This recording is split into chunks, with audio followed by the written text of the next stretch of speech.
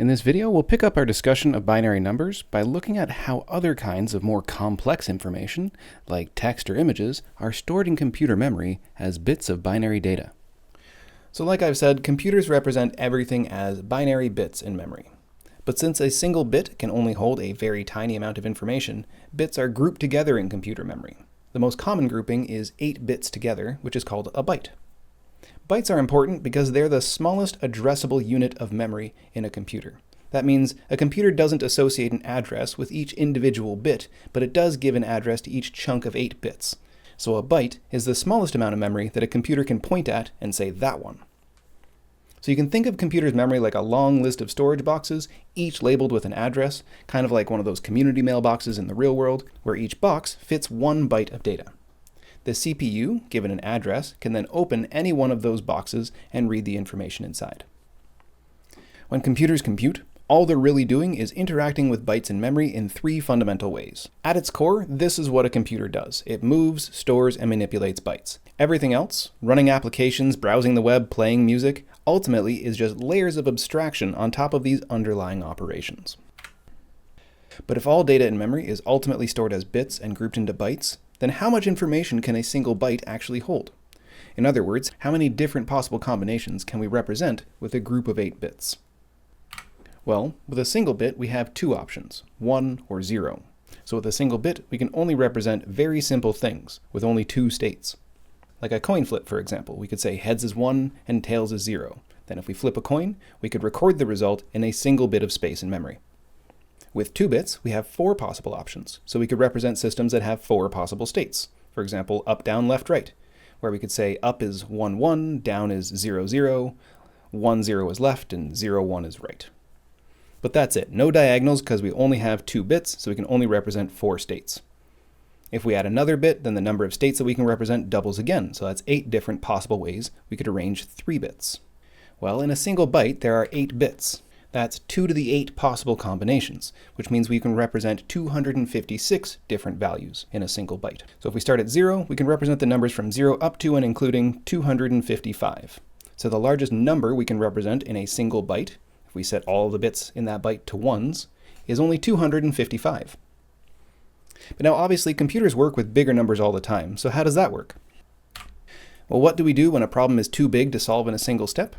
We decompose the problem into smaller steps. If we can't store our number in a single byte, then we'll break it down and store it over multiple bytes.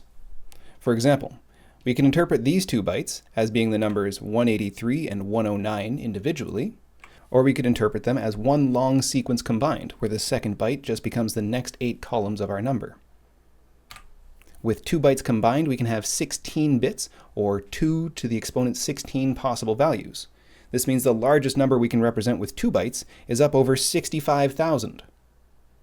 In our example, these 2 bytes combine to make 46,957. If you don't believe me though, try running it through our algorithm from before and verify for yourself. So we can store larger and larger numbers by combining more and more bytes. That's great, and it hints at another key point about digital storage of information. The meaning of the data we store is dependent not just on the information that's stored, but also on how we interpret it. Right? These 2 bytes could be 2 small numbers or 1 large number, or perhaps they represent the results of 16 individual coin flips. It's not until we decided how to interpret those values that they're granted some specific meaning. So once we know how to store decimal numbers as binary, storing everything else, anything else really, just becomes a task of figuring out how to represent that information as a number. So let's consider some other kinds of information, starting with decimal numbers. That is, numbers that have a decimal point component to them, like 3.14159, numbers that are not discrete whole numbers. In computer science, we call these floating point numbers to reduce a bit of confusion, and the decimal point is more technically referred to as a radix point. But with what we've learned so far about representing whole numbers, or integers as they're called, how can we represent the infinite possible values in between each integer using the same binary memory? Pause for a moment and consider the problem, and consider how it could be solved.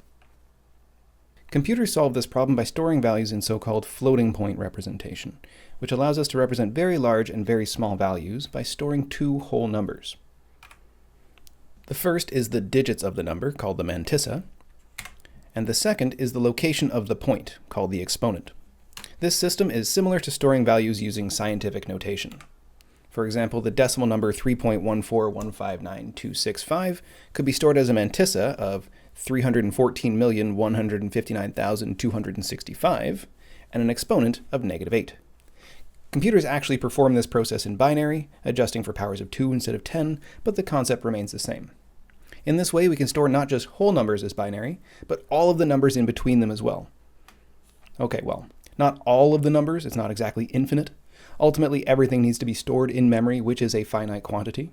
This means that the floating point numbers that we can represent have a limited precision, but this representation scheme still provides a very good range of values, sufficient for most calculations. But notice again, the meaning of the numbers being stored is determined by how we interpret that information. We could interpret these two numbers as just two whole numbers, or we could say these two whole numbers actually combine to represent one floating point number. So the specific meaning changes depending on how we decide to view it. Next, let's consider the problem of storing text on a computer. You might think that storing text works a bit differently than storing numerical data, but like I said, everything in a computer needs to be stored as binary numbers. What this means is that in order to store text, we need to first create a numerical representation of that text. That is to say, we need to encode it using an encoding scheme like ASCII or Unicode. ASCII encoding, or the American Standard Code for Information Interchange, is a simple table of values that associates a number with every letter or symbol. Now, the complete ASCII table has quite a few symbols, but just to look at a few, so we have a decimal number for every symbol. Let's just go down to where there's letters here. For example, the letter A is stored as the decimal number 65. B is then 66, C 67, etc., etc. And if we keep scrolling separately, we have lowercase a at 97, lowercase b at 98, etc. Notice also that ASCII includes representations for a host of other printable symbols, like all the brackets and dashes and quotes. There's even representations for the digits 0 through 9, which you might think are already numbered, but as text, they're considered just shapes that need to be represented. There's also numbers associated with some non-visible formatting characters, things like tabs, spaces, and new lines. Now, ASCII encoding is an older standard, but it illustrates the point we're trying to make, specifically that we can change how we represent information depending on what we're trying to do with that information. In this case, representing text as numbers so that we can store it as binary in a computer's memory. The UTF encoding, or Unicode Transformation Format encoding scheme, is a more modern superset of ASCII, which means it includes all of the encodings for characters from ASCII, as well as encodings for additional alphabets like Cyrillic, Arabic, Hiragana, Nagari, Hanzi, various emoji, and even symbols for chess and alchemy. In either case, either Unicode or ASCII, once each letter or symbol is assigned to a number, then it can be stored in binary, as we've already seen. So for example, consider encoding the word hello. We need to encode each letter separately. So if we open the ASCII table, we can see capital H is 72, lowercase e is 101, the L's are at 108, and the O at 111. So this becomes a sequence of numbers. We can then convert those decimal numbers into binary using our decimal to binary algorithm from before. And this gives us a string of bits that we can store in digital memory. So the word hello in binary looks like this, if we're using ASCII encoding. The reverse is true too. Given some long sequence of bits, along with some indication that we're supposed to interpret it as ASCII text, then we can decode that binary into readable text. First, we need to separate this long sequence into individual characters. The exact size of a character does depend on the encoding used. Here we'll assume ASCII encoding, which uses 1 byte per character, so we'll separate the sequence into groups of 8 bits each. Then we can convert each byte into a decimal number. Then we can go to the ASCII table and look up each number. And then we can decode those numbers into text. Notice that in addition to representing all of the letters, we also need to represent the space character in order to store this exact phrase. So text is stored using numerical representations like ASCII or Unicode. Each letter corresponds to a specific number, which we can write in binary, and a text file is then just a sequence of these binary values. It's not until some program tries to read those binary values as text that they have the familiar meaning that we're used to and able to read. Next up, let's consider the problem of how computers store images. Now, if you've ever zoomed way in on a digital image, then you've probably seen the smooth curves and gradients of color quickly become a grid of cells. Each cell in this grid is called a pixel, short for picture element. A pixel is the smallest part of a digital image, so small that each pixel can only be one color at a time. So by putting a bunch of pixels next to each other with slightly differing colors, we can display what appears to be smooth gradients of colors and shapes when we zoom back out. This form of image storage is known as bitmap encoding. To store a bitmap on a computer, we need to represent each pixel as a number, and then a grid or map of all these numbers would represent the image as a whole. So let's start with a simple black and white image. Each pixel in this image is either black or white, just two states. This means we can represent each pixel directly using binary. If we say 0 is black and 1 is white, then each pixel is a single bit of information, and a row of pixels could be represented directly with a binary string like this one. And then the whole image is just a collection of those rows. So we could store the data on the right in memory and then display it to the screen as the image on the left. Note that every pixel needs to be stored individually. So this 12 by 12 pixel image would take 144 bits to store. This isn't much, but it's a very simple image. To store a much larger image, like a 4K bitmap in black and white like this, that's 3,840 pixels wide by 2,160 pixels tall, or just over 8 million total pixels, it would take about 1 million bytes, or 1 megabyte of storage. But the way we've represented this black and white image so far is simple. Each pixel gets its own number, either 0 for black or 1 for white. But we can represent this same image using less data if we apply some pattern recognition. In this specific example, for instance, there's a lot of repetition. In the first row, we have a run of 1s, and then a run of 0s, and then another run of 1s. And the other rows are similar. We have a row here that's just all 1s. If you were transmitting this image to a friend manually, by, say, using your voice, you probably would describe it with a shorthand, rather than saying 1, 1, 1, 0, 0, 0, 0, 1, 1, 1. You'd probably say something more like 3 1s, then 4 0s, then 3 more 1s, instead of reading each individual bit.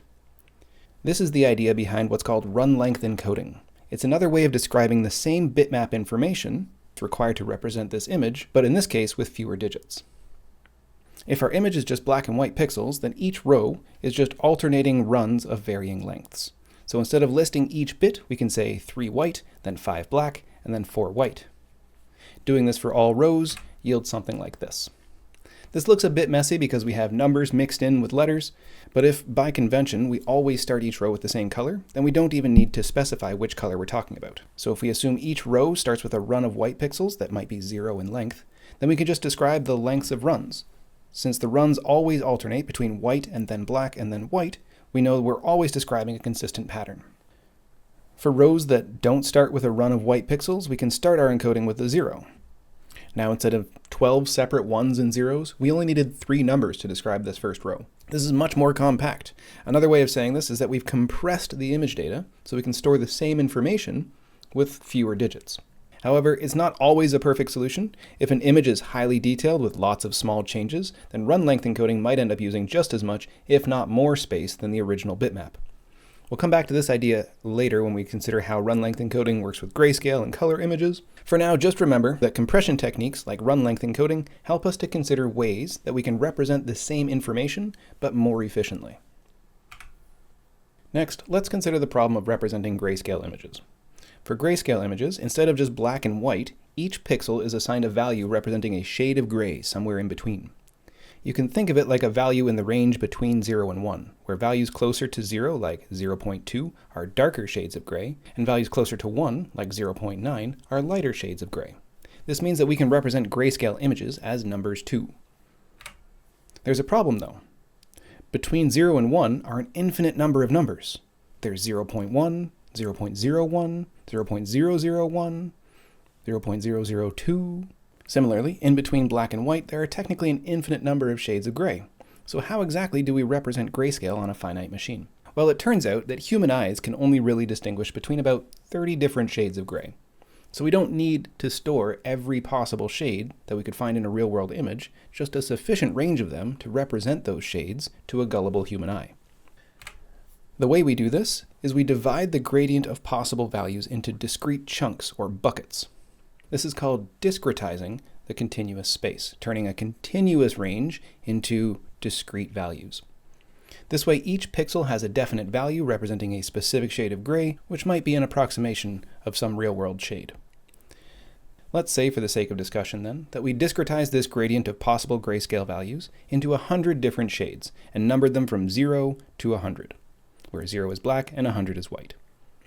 And values in the middle, like 50, represent the middle point between them. It's actually more likely to be a number between 0 and 255, for reasons we'll bite into in just a moment, but this gives us an idea of how we can represent a continuous range of values or shades. We assign them a number corresponding to their closest match of these discrete shades of gray.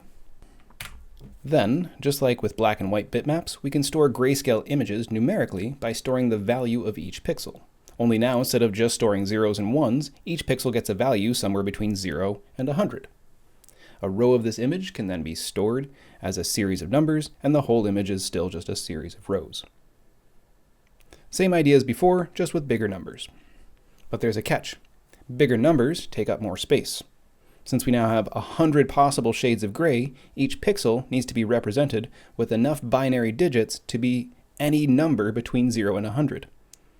In binary, the number 100 takes 7 bits to represent. And since memory in computers is already broken up into bytes, which are 8 bits long, it makes sense to store each grayscale pixel using 1 full byte, which would mean 256 shades of gray. Now, instead of storing 1 bit per pixel, we're storing 8 bits per pixel. This means that a 4K resolution image is now 8 times bigger than our black and white version of that same image. This highlights why image storage and compression are such big deals in computing. Small changes in how we represent data can have huge effects on the size. We can apply run length encoding to grayscale images too, but notice that we can't just assume the values alternate between runs of white and black pixels anymore. Instead, we have to consider that these values could be any shade in between. What this means is we have to store both the value of the shade as well as the length of the run together. So we're storing 2 numbers per run. For this simple image, it appears that we're reducing the number of values we need to store, but consider, will run length encoding always be smaller than standard bitmap encoding? Think about images or patterns with lots of very short runs. For example, if we add some minor shading detail to this image, the amount of information we need to store increases sharply. So, run length encoding is a useful technique because it helps us to think about data compression, reducing the amount of space that we need to store images. Even though it works best for simple repetitive patterns like old black and white television sets, the idea behind it, finding ways to represent the same image with fewer bits, is something we'll see again and again. In fact, when we move to color images, compression becomes even more important.